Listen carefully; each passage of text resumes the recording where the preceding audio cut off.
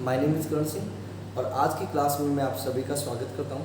आज की क्लास में हमारा विषय रहेगा दूरी और विस्थापन। दूरी और विस्थापन एक विमीय गति का सबसे पहला प्रथम टॉपिक है और दूरी और विस्थापन मतलब इजी सा टॉपिक है और हम इजी वे में ही समझने का प्रयास करेंगे। ठीक है, बहुत आसान है, थोड़ी सी देर में समझ में आ जाएगा। आप लोग बहुत थोड़े समय के लिए स्टे करें इधर, आपको दूरी और विस्थापन अच्छे से क्लियर हो जाएगा। ठीक है, तो दूरी और विस्थापन क्या है? ये गति से संबंधित राशियां हैं दोनों। गति, ठीक है, गति क्या होती है? कोई भी कण की स्थिति यदि लगातार बदलती रहे ना, यदि कोई भी कण की स्थिति लगातार बदलती रहे तो हम उसको कहते हैं गति। ठीक है, तो स्थिति का लगातार परिवर्तन, स्थिति का लगातार परिवर्तन क्या कहलाता है? गति। अब इधर एक वर्ड आ गया स्थिति। स्थिति का क्या तात्पर्य है? स्थिति का तात्पर्य है कि भाई कोई कण किस जगह उपस्थित है, कोई कण किस जगह उपस्थित है, स्थान क्या है उसका। ओके, तो स्थिति किसके रूप में बताई जाती है? स्थिति निर्देशांकों के रूप में बताई जाती है और निर्देशांक निर्देश तंत्र में निर्धारित किए जाते हैं। समझ रहे हैं बात को? किसी कण की स्थिति निर्देशांकों के रूप में व्यक्त की जाती है और निर्देशांक निर्देश तंत्र में निर्धारित किए जाते हैं। लिख देता हूँ, स्थिति निर्देशांकों के रूप में व्यक्त की जाती है, निर्देशांकों के रूप में व्यक्त की जाती है। ठीक है, और निर्देशांक किस में निर्धारित किए जाते हैं? निर्देश तंत्र। ये निर्देशांक और निर्देश तंत्र कहाँ है? एक बार मैं आपको दिखा देता हूँ। सबसे इजी और सबसे ज़्यादा अवेलेबल निर्देश तंत्र कौन सा है? कार्तीय निर्देश तंत्र, वो हम देख लेते हैं। कार्तीय निर्देश तंत्र में 3 अक्ष होते हैं, x, y और z। ठीक है ना? ऐसा जो निर्देश तंत्र आप कभी देखें तो उसका नाम क्या आप देंगे? कार्तीय निर्देश तंत्र का नाम देंगे आप।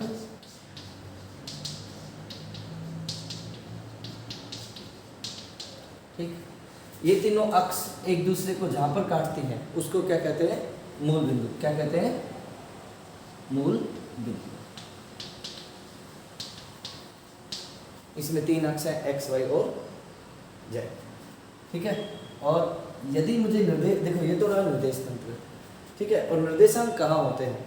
तो यदि मान लो कोई बिंदु है P, तो मूल बिंदु से x दिशा के समांतर जो दूरी होती है वो x निर्देशांक होता है।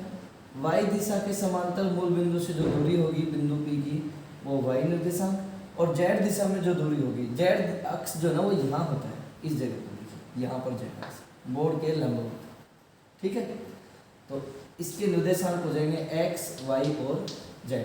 ये x, y, z क्या बताते हैं? ये x, y, z बताते हैं कि मूल बिंदु से x दिशा में तो x दूरी पर, y दिशा में y दूरी पर और z दिशा में z दूरी पर कोई कण उपस्थित है। जैसे मान लो 2, 3, 0 इस प्रकार के निर्देशांक गिवन है। तो इसका क्या मतलब है कि कण x दिशा में तो 2 इकाई और y दिशा में 3 इकाई और z दिशा में 0 इकाई पर उपस्थित है। ठीक है ना? मतलब निर्देशांकों से हम स्थिति बता सकते हैं। ओके, आई होप ये बात क्लियर हो गई होगी। अब आगे बढ़ते हैं, दूरी और विस्थापन को डिस्कस करते हैं। ठीक है, चलिए दूरी और विस्थापन। तो सबसे पहले हम डिस्कस करेंगे दूरी। दूरी मतलब डिस्टेंस। कुछ भी नहीं यार, इसमें बहुत मामूली सी बात है कि कोई भी कण चलेगा, कोई भी गति करेगा, कण गतिशील कण होगा तो उसकी गति का एक पथ तो होगा, एक रास्ता तो तय करेगा कि नहीं करेगा वो। तो मैं एक रास्ता दिखाता हूँ। जैसे मैं आपको मान लो ये कोई कण है, ए से कहाँ गया? बी पर गया, तो ये रास्ता हुआ कि नहीं हुआ कण का, ए से बी की तरफ। ठीक है, तो ये जो पथ है ये क्या है? गति का पथ। या इस प्रकार से कोई कण गति करे तो, ठीक है, इस प्रकार से कोई कण गति करे तो ए से बी तक पहुंचने में इस प्रकार गति करे तो गति का रास्ता ये हो जाएगा। मैं गति का पथ वाली बात समझाना चाह रहा हूँ। ठीक है, यहाँ गति का पथ ये हो जाएगा। ठीक है, तो दूरी क्या होती है? ये सब मैंने क्या बताया है? ये सब क्या बताया है? गति के पथ। ठीक है। अब कोई कण गति करेगा तो उसका रास्ता होगा कि नहीं होगा गति का, ठीक है। तो गति के पथ की कुल लंबाई, गति के पथ की कुल लंबाई क्या कहलाती है, दूरी कहलाती है, ठीक है। मैं लिख देता हूँ, गति के किसी गतिशील कण के गति के पथ की कुल लंबाई, कुल लंबाई क्या कहलाएगी, क्या कहलाएगी, दूरी, बिल्कुल सही, ठीक है। अब बात करते हैं दूरी। तो दूरी कैसी राशि है, दो प्रकार से बांटते हैं हम राशियों को, अदिश और सदिश, अदिश और सदिश, ठीक है। तो दूरी अदिश राशि है, याद रखें, दिशा का महत्व नहीं है। दूरी कैसी राशि है, अदिश राशि, ठीक है। अदिश सदिश के बारे में ज़्यादा जानना है तो आप लोग कमेंट बॉक्स में लिख देना, ठीक है। तो मैं अदिश सदिश पर भी एक वीडियो बना दूंगा, आपके क्लियर हो जाएगा आपको टॉपिक भी, ठीक। और वीडियो को शेयर कर देना आप लोग, ठीक है। दूरी अदिश राशि है, और दूरी क्योंकि लंबाई है, लंबाई का मात्रक मीटर है, एसआई मात्रक, तो दूरी का एसआई मात्रक भी मीटर होगा। इसका विमीय सूत्र क्या बनेगा, L1, ठीक है, ओके। दूरी के बारे में कुछ और खास बातें, क्योंकि देखिए इस पथ की लंबाई अलग है, इस पथ की लंबाई अलग है, इस पथ की लंबाई अलग है, तो ऑब्वियस सी बात है पथ की लंबाई अलग अलग है तो दूरी भी अलग अलग होगी, दूरी भी अलग अलग होगी, ठीक है। तो दूरी किस पर निर्भर करती है, दूरी पथ पर निर्भर करती है, दूरी किस पर निर्भर करती है, पथ पर निर्भर करती है, गति के पथ पर निर्भर करती है। यार इतनी सी बात है यार, रास्ता अलग अलग होगा तो दूरी भी अलग अलग होगी, सिंपल सी बात है, ठीक है। चलिए नेक्स्ट, दूरी हो गया। इसके बाद हम डिस्कस करते हैं, दूरी हो गया, दूरी पथ पर निर्भर करता है। दूरी कैसी हमेशा, दूरी हमेशा कैसी रहती है, प्लस रहती है, पॉजिटिव रहती है दूरी हमेशा, दूरी कभी भी माइनस नहीं होती, दूरी कभी भी ऋणात्मक नहीं होती है, कभी भी ऋणात्मक नहीं होती दूरी, ठीक है ना। कोई कण चल गया ना, कोई कण चल पड़ा ना, तो कुछ ना कुछ तो दूरी होगी ही होगी, ठीक है। गतिशील कण की दूरी जीरो भी नहीं होगी, गतिशील कण की दूरी वो शून्य भी नहीं होगी, याद रखना। गतिशील कण है ना, गतिशील कण है ना, तो गतिशील कण की दूरी शून्य भी नहीं हो सकती, ऋणात्मक तो होती ही नहीं है, गतिशील कण की दूरी शून्य भी नहीं होगी। स्थिर कण की दूरी शून्य हो सकती है, स्थिर कण की दूरी जो है ना वो क्या हो सकती है, शून्य हो सकती है, ठीक है। इतनी सी बात आप याद रखें, ठीक। तो ये तो था दूरी के बारे में। अब हम डिस्कस करेंगे किसका, विस्थापन का। एक बार मैं रिपीट कर देता हूँ, देखिए दूरी क्या होती है, किसी कण के द्वारा तय किए गए पथ की कुल लंबाई क्या कहलाती है, दूरी कहलाती है। दूरी कैसी राशि है, अदिश। दूरी का मात्रक क्या होता है, एसआई मात्रक मीटर, दूरी का एसआई मात्रक क्या होता है, मीटर। इसका विमीय सूत्र L1। दूरी गति के पथ पर निर्भर करती है, दूरी कण की गति के पथ पर निर्भर करती है। दूरी हमेशा कैसी रहती है, धनात्मक, कभी भी ऋणात्मक होती है क्या, आप देखिए, ओके। गतिशील कण है ना, कोई कण चल पड़ा ना, एक बार चल पड़ा ना, तो फिर उसकी द्वारा तय की गई दूरी कभी भी जीरो नहीं हो सकती, ठीक है, ओके। और स्थिर कण की दूरी जीरो हो सकती है, ठीक। चलो, तो ये तो था दूरी, और भी आएंगे, वापस आएंगे दूरी पर, दूरी और विस्थापन का तुलनात्मक जो अध्ययन करेंगे तब एक बार फिर देखेंगे इसको, ठीक है। अब हम डिस्कस करते हैं विस्थापन के बारे में। चलिए अब विस्थापन को डिस्कस करेंगे हम, ठीक है। तो विस्थापन, अब आ जाते हैं, बिल्कुल सही, डिस्प्लेसमेंट। विस्थापन को अंग्रेजी में क्या बोलते हैं, डिस्प्लेसमेंट। बताना मुझे ये मैंने क्या बनाया है, आप लोग बताना, जवाब देना। ये ए से बी तक गया कोई कण, ठीक है। ये मैं क्या बना रहा हूँ, बस ये देख, ये आप लोग अपने आप को जवाब दो यार, अपने आप को जवाब दो बेटा, ठीक है ना, अपने आप को जवाब दीजिए। क्या बनाए मैंने, ये सब ये मैंने बनाए गति के पथ, बिल्कुल सही, गति के पथ बनाए। अब कुल लंबाई, पथ की कुल लंबाई तो दूरी कहलाती है। विस्थापन क्या होगा, विस्थापन क्या होगा, विस्थापन होता है, देखो ये है गति के पथ का प्रारंभिक बिंदु, ठीक है ना, जहां से स्टार्ट किया, प्रारंभिक बिंदु, और ये जो बी है ना ये क्या है, अंतिम बिंदु है यार, अंतिम बिंदु है, ठीक है। ऐसे ये यहाँ भी प्रारंभिक बिंदु है और ये अंतिम बिंदु है, और ये प्रारंभिक है और ये वाला अंतिम बिंदु, ठीक।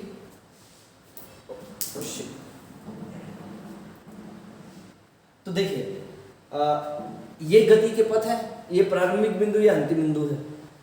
प्रारंभिक से अंतिम बिंदु के बीच जो रास्ता तय हो रहा है ना, उस रास्ते की कुल लंबाई तो दूरी कहलाती है, और प्रारंभिक और अंतिम बिंदु को जो लाइन स्ट्रेट मिलाएगी, सीधे सीधे जो लाइन मिलाएगी ना, ये जो लाइन है, इस लाइन को हम क्या कहेंगे, विस्थापन। इस लाइन को क्या कहेंगे, विस्थापन। लाइन नहीं एक्चुअली, ये जो लाइन की लंबाई है, मतलब प्रारंभिक और अंतिम बिंदु के बीच की ये जो न्यूनतम दूरी है, सीधी जो दूरी है, इस दूरी को विस्थापन कहते हैं। ओके, यहाँ विस्थापन क्या होगा, ये वाली जो लंबाई, ये वाली जो दूरी, ओके, और ये यहाँ से यहाँ तक की न्यूनतम दूरी है बेटा, तो ये याद रखना, ये विस्थापन है। ऐसे यहाँ भी विस्थापन क्या होगा, सीधी, आप देख रहे ना, सीधी रेखा, दोनों बिंदुओं के बीच की सीधी रेखा, प्रारंभिक और अंतिम बिंदु के बीच की सीधी रेखा ही विस्थापन होती है। तो विस्थापन के बारे में क्या लिख सकता हूँ, तय किए गए पथ के प्रारंभिक व अंतिम बिंदु के बीच की दूरी, अंतिम बिंदु के बीच की न्यूनतम दूरी, बीच की न्यूनतम दूरी, बस ये याद रखना, न्यूनतम दूरी क्या कहलाती है, ठीक है ना। एक बार वापस देख लो यार, पथ के प्रारंभिक व अंतिम बिंदु के बीच की न्यूनतम दूरी क्या कहलाती है, विस्थापन कहलाती है। ओके, ठीक है, यहाँ तक की बात बहुत सिंपल है यार। तय किए गए पथ की कुल लंबाई, दूरी, और प्रारंभिक और अंतिम बिंदु के बीच की न्यूनतम दूरी, सीधी दूरी, शॉर्टेस्ट डिस्टेंस, वो क्या कहलाती है, विस्थापन, ठीक है। विस्थापन कैसी राशि है, सदिश राशि। विस्थापन कैसी राशि है, सदिश राशि।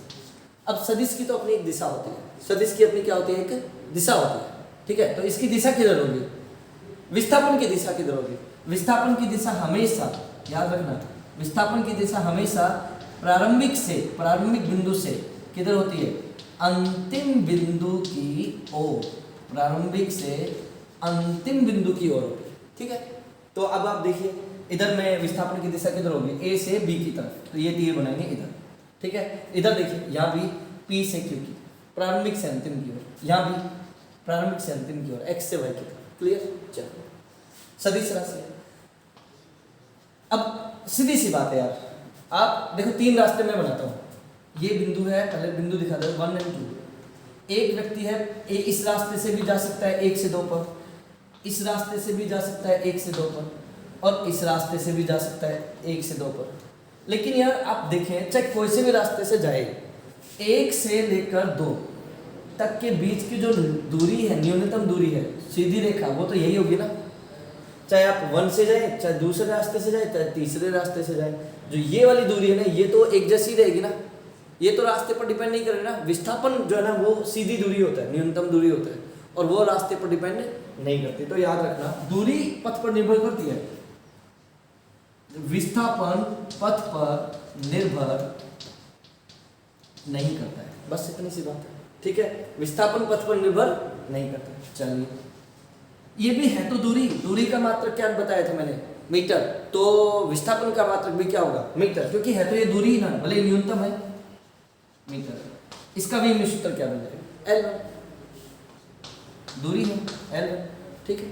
चलिए, हाँ, विस्थापन प्लस भी हो सकता है, माइनस भी हो सकता है, और जीरो भी हो सकता है। विस्थापन प्लस माइनस जीरो हो सकता है, धनात्मक ऋणात्मक और शून्य हो सकता है। याद रखें, हर हालत में याद रखें, विस्थापन प्लस माइनस जीरो हो सकता है, पथ पर निर्भर करता है, सदिश है, प्रारंभिक से अंतिम की ओर इसकी दिशा होगी, ठीक। चलिए, हाँ, प्लस कब होता है, प्लस तब लेना है जब प्रारंभिक से अंतिम की ओर आप देखेंगे ना विस्थापन को, तब तो विस्थापन को आप क्या लेंगे, प्रारंभिक से अंतिम की ओर लिखेंगे, तब तो विस्थापन को प्लस लेना है। और यदि अंतिम से प्रारंभिक की ओर आप दिशा दिखाते हो, तो फिर आप क्या लोगे, माइनस।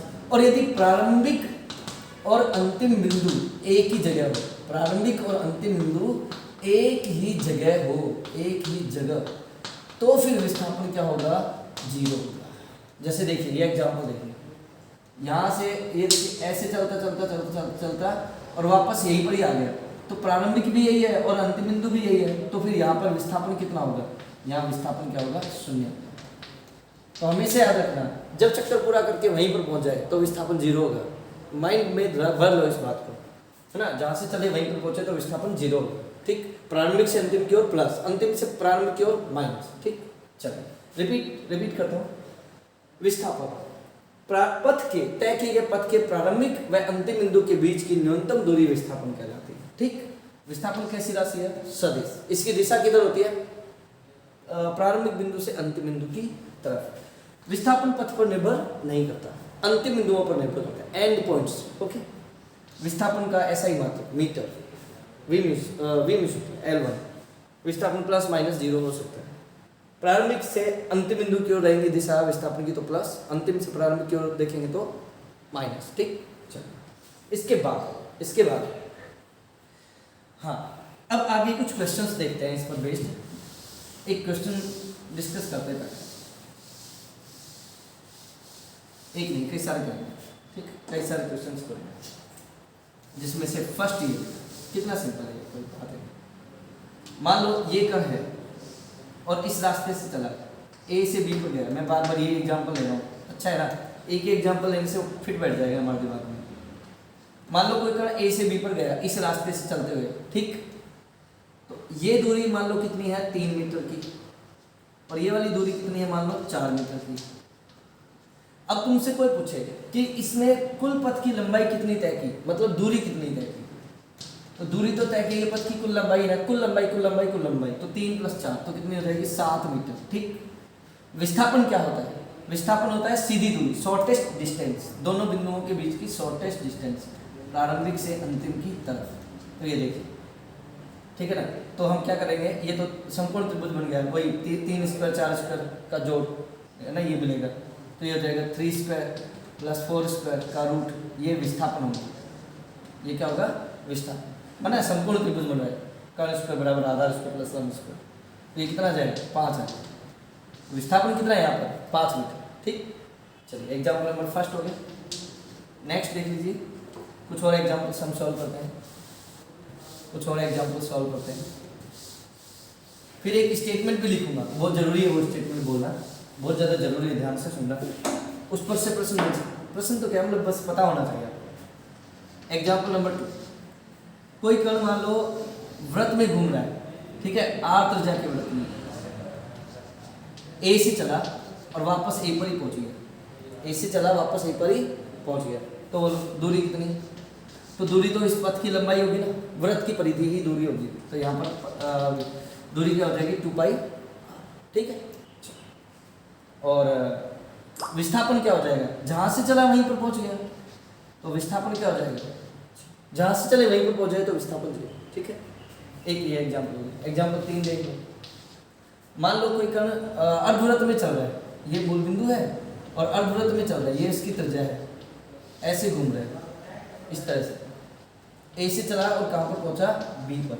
अब बोलिए दूरी क्या है, दूरी यहाँ से यहाँ तक के पथ की लंबाई, तो दूरी तो क्या हो जाएगी इधर में, πr, ठीक है, πr अर्धवृत्त की परिधि, ठीक है।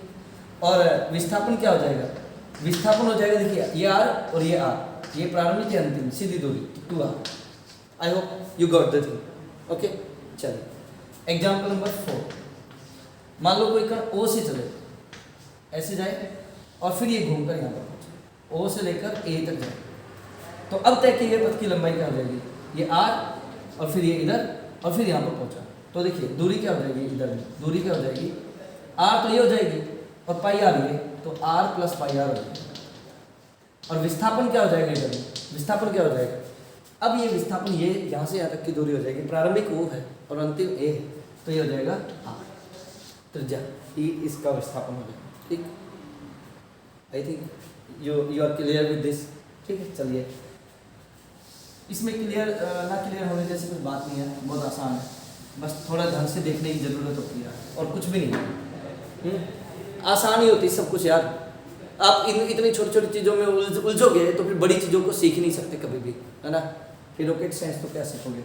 चलिए नेक्स्ट देखिए, दूरी हो गया। एक और बात सुनना, हाँ ये देखो, ये ए और ए से चला 300 मीटर, ठीक है, ए से चला 300 मीटर, बी पर गया और फिर बी से आया 120 मीटर वापस आ गया, ठीक है, 120 मीटर वापस आ गया। पूछ रहा है कि दूरी क्या तय करी उसने, दूरी कितनी तय करी। तो यार देखो 300 तो इधर गया और 120 इधर आया, तो टोटल दूरी कितनी है, एक ही रास्ते एक ही लाइन पर चल रहा है, याद रखना। तो 300 और 120 तो 420 तो आ गई दूरी 420 और विस्थापन क्या होता है, विस्थापन जो है वो अंतिम और प्रारंभिक बिंदु के बीच की सीधी दूरी होती है। तो ये अंतिम और ये प्रारंभिक, तो ये दूरी विस्थापन होगी 300 माइनस 120 यानी 180 मीटर। क्लियर, ये भी बात आप याद रखें। अब एक बात मैं आपको बताना चाहता हूँ, ध्यानपूर्वक सुनना। देखो यहीं से देख लो, इस एग्जाम्पल से क्या समझ में आया, दूरी ज़्यादा है 420 और विस्थापन कितना है 180 मीटर, ठीक है, दूरी ज़्यादा है, विस्थापन 180 मीटर है। अच्छा, विस्थापन सदिश है तो उसका परिमाण 180 मीटर है, परिमाण 180 मीटर, याद रखना बेटा, परिमाण 180 मीटर है, ठीक है। तो यहाँ तो क्या आ रहा है, दूरी जो है वो ज़्यादा है, किससे, विस्थापन के परिमाण से, ठीक है।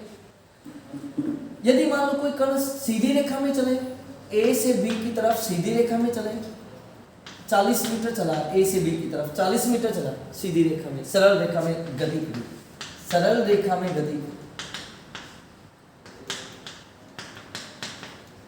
अब सरल रेखा में गति करेगा तो दूरी भी कितनी है 40 मीटर और विस्थापन भी कितना है, यही तो होगा, ये प्रारंभिक या अंतिम बिंदु, तो ये 40 मीटर ही विस्थापन भी होगा। तो यहाँ क्या देख रहे हैं आप, दूरी और विस्थापन बराबर है। तो अब नियम क्या, अच्छा मैं लिख देता हूँ, यहाँ दूरी बराबर विस्थापन है, ठीक है। तो नियम क्या बना यहाँ से, नियम बना, एक अच्छा सा नियम बनता है, याद रखना, बढ़िया है। क्या नियम, अच्छा क्या कोई ये भी पॉसिबिलिटी है कि दूरी कभी भी विस्थापन के परिमाण से कम हो जाए, नहीं नहीं नहीं, बिल्कुल नहीं। दूरी ज़्यादा से ज़्यादा विस्थापन के परिमाण, सॉरी दूरी नहीं, विस्थापन का परिमाण ज़्यादा से ज़्यादा दूरी के बराबर हो सकता है, विस्थापन का परिमाण दूरी से कभी भी बड़ा नहीं हो सकता, ठीक है। तो ये हो सकता है, दूरी या तो बड़ी होगी विस्थापन के परिमाण से, ठीक है, और या उसके बराबर होगी। ऐसा कभी भी पॉसिबल नहीं है। क्या पॉसिबल नहीं है, दूरी छोटी हो विस्थापन के परिमाण से, ये पॉसिबल नहीं, ठीक।